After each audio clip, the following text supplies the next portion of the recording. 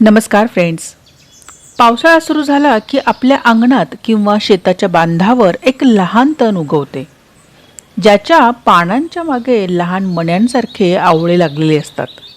आपण याला कचरा समजून उपटून फेकून देतो, पण खरं तर हे साधे तण नसून आयुर्वेदातील एक दिव्य औषध आहे, ज्याला भुईआवळा असे म्हणतात. विशेषतः ज्यांना फॅटी लिव्हर, कावीळ किंवा किडनी स्टोनचा त्रास आहे, त्यांच्यासाठी हे निसर्गाचे वरदान आहे. चला तर आजच्या रानवाराच्या या भागामध्ये आपण भुईआवळा, त्याची ओळख, प्रकार, फायदे, तोटे तसेच त्याचा वापर करण्याची योग्य पद्धत पाहणार आहोत. तेव्हा व्हिडिओ शेवटपर्यंत नक्की पहा.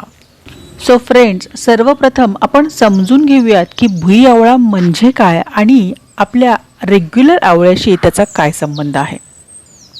आपण जो नेहमी खातो तो रेग्युलर आवळा, याचे झाड हे मोठे असते. विज्ञानाच्या भाषेत याला फाइलेंथन्स एम्बिलिका असे म्हणतात. तर भुईआवळा हे जमिनीलगत वाढणारे लहान झुडूप किंवा तण आहे. विज्ञानात याला फाइलेंथन्स निरुरी असे म्हणतात. ह्या दोघांचे कुळ जरी एक असले ना, तरी त्यांच्या प्रजाती आणि गुणधर्म हे पूर्णपणे वेगळे आहेत. भुईआवळा या लहान रोपट्याची पाने ही हुबेहूब मोठ्या आवळ्याच्या झाडांच्या पानावरील रचनेसारखी दिसतात आणि झाडांच्या मागच्या बाजूला अगदी लहान मण्यांसारखे किंवा मोहरीच्या दाण्याएवढे गोल आवळे लागतात. हे जमिनीच्या दिशेने झुकलेले असते, म्हणूनच कदाचित याला पूर्वजांनी भुईआवळा किंवा भूधात्री असे नाव दिलेले आहे. याचे प्रामुख्याने 2 प्रकार आहेत. एक म्हणजे पूर्ण हिरव्या रंगाचा भुईआवळा आणि दुसरा फिकट तांबूस किंवा लालसर दांड्याचा अर्क असणारा प्रकार. घरगुती उपचारासाठी पूर्ण हिरवा प्रकार सर्वात उत्तम आणि प्रभावी मानला जातो. आता अंगणात अनेकदा भुईआवळ्यासारखी दिसणारी इतर तणे किंवा छोटी झुडपे उगवतात. त्यामुळे आपण ह्यामध्ये गल्लत करू शकतो.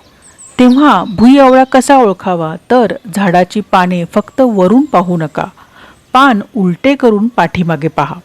जर पाठीमागे लहान मण्यांसारखे ओळीत असे आवळे लागलेले दिसले आणि चवीला पाने कडू तुरट लागली, तरच तो खरा भुईआवळा आहे असे समजा. आता पाहूयात भुईआवळ्याचे थक्क करणारे औषधी फायदे. लिव्हरसाठी अमृत. भुईआवळ्यामध्ये अँटी इन्फ्लेमेटरी आणि अँटीऑक्सिडंट भरपूर प्रमाणात असतात. हा फॅटी लिव्हरची सूज कमी करतो, यकृतातील विषारी घटक बाहेर टाकतो आणि कावीळ रोगामध्ये रामबाण उपाय म्हणून काम करतो. Kidney stone breaker. आधुनिक विज्ञानात या वनस्पतीला स्टोन ब्रेकर म्हणून ओळखले जाते. याच्या पानांचा रस शरीरातील अतिरिक्त कॅल्शियम ऑक्सलेटचे खडे विरघळून लघवी वाटे बाहेर काढण्यास मदत करतो. डायबिटीज आणि पचनक्रिया. हा रक्तातील साखर अचानक वाढण्यापासून रोखतो आणि मंदावलेली पचनशक्ती सुधारून भूक वाढवतो. त्वचेचे आजार आणि तोंड येणे. उष्णतेमुळे तोंडात पडणारे छाले किंवा त्वचेवर येणारी खाज यावर याच्या पानांचा रस किंवा काढा अत्यंत गुणकारी आहे. आता पाहूया याचा घरगुती वापर कसा करायचा. भुईआवळ्याची 10 ते 12 ताजी पाने स्वच्छ धुवून घ्या. ती खलबत्त्यात कुटून त्याचा 1 ते 2 चमचे ताजा रस काढा आणि सकाळी रिकाम्या पोटी कोमट पाण्यासोबत प्या. पंचांग काढा. जर आपल्याला ताजी वनस्पती मिळत नसेल तर पावसाळ्यात ही झाडे मुळासकट उखडून स्वच्छ धुवून सावलीत सुकवून घ्या. त्याची पावडर किंवा चूर्ण बनवून ठेवा. रोज सकाळी 1 छोटा चमचा ही पावडर पाण्यात उकळून गाळून प्या.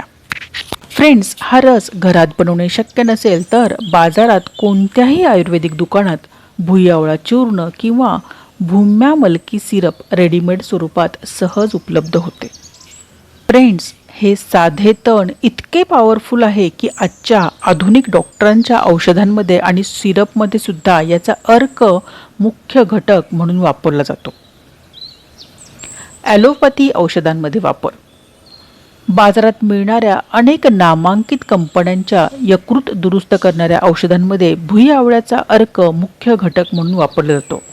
अगदीच उदाहरण द्यायचे तर हिमालय कंपनीचे अत्यंत प्रसिद्ध असणारे लिव्ह 52 सिरप आणि गोळ्या, तसेच चरक फार्माचे लिओमिन आणि ल्युपिन सारख्या मोठ्या ॲलोपॅथी कंपन्यांच्या लिव्हर प्रोटेक्टिव्ह सिरपमध्ये भुईआवळ्याचा वैज्ञानिक अर्क आवर्जून टाकलेला असतो.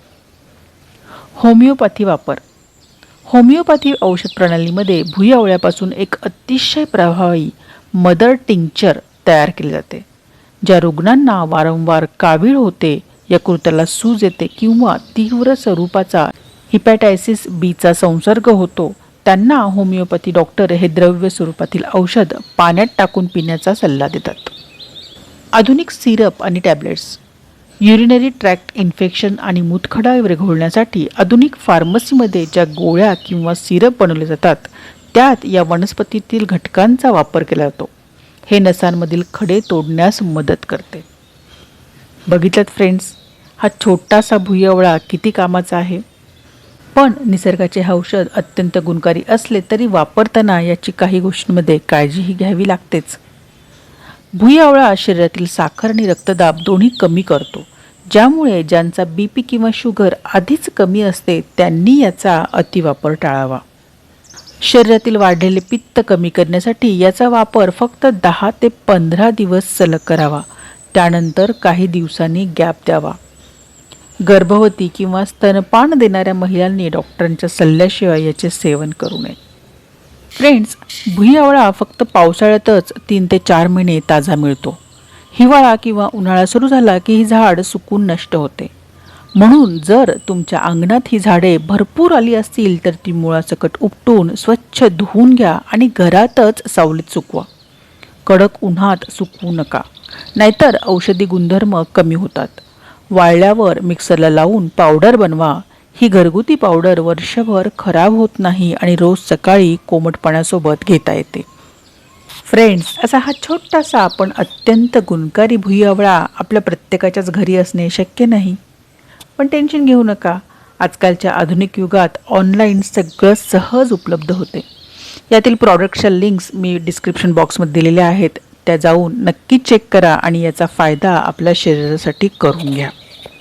सो फ्रेंड्स, तुमच्याही अंगणात किंवा शेतात कुंडीत हा भुईआवळा उगवला आहे का? चला बरं बघा आणि सापडला तर मला कमेंट करून सांगायला विसरू नका. शेतातील तण समजून या मौल्यवान औषधाला उपटून अजिबात फेकू नका. ही माहिती तुम्हाला उपयुक्त वाटली असेल तर व्हिडिओला लाईक करा, शेअर करा आणि अशाच आरोग्यदायी माहितींसाठी रानवराला सबस्क्राईब करायला विसरू नका. त्याचबरोबर बेल आयकॉन दाबा, जेणेकरून येणाऱ्या नवनवीन व्हिडिओंची माहिती आपणापर्यंत लगेच पोहोचत राहील. सो फ्रेंड्स, निसर्गाशी नातं जोडा, सुदृढ रहा. धन्यवाद.